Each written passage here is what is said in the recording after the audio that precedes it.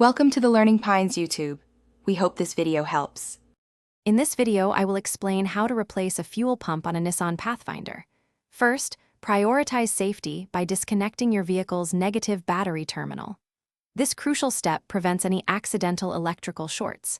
Next, you'll need to relieve the fuel system pressure, which is vital for safe operation. Finally, ensure you have all your tools ready, including a new fuel pump and a fuel line disconnect tool. Let's get started.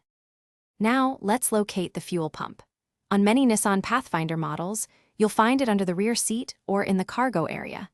Carefully remove any carpeting or access panels that might be covering the fuel tank.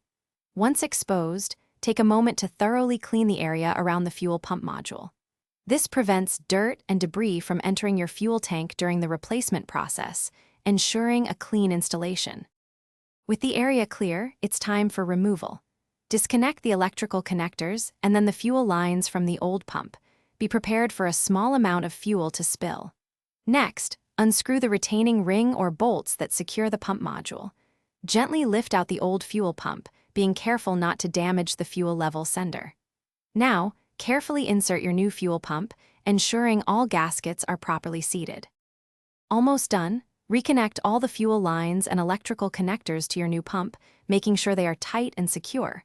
Double-check everything before reinstalling any access panels or the rear seat. Finally, reconnect the negative battery terminal. Start your engine and check for any leaks. Remember to check the description for a link to the Echo Dot smart speaker and other great deals. Thanks for watching and drive safely. Thanks for watching. Consider subscribing if we helped you.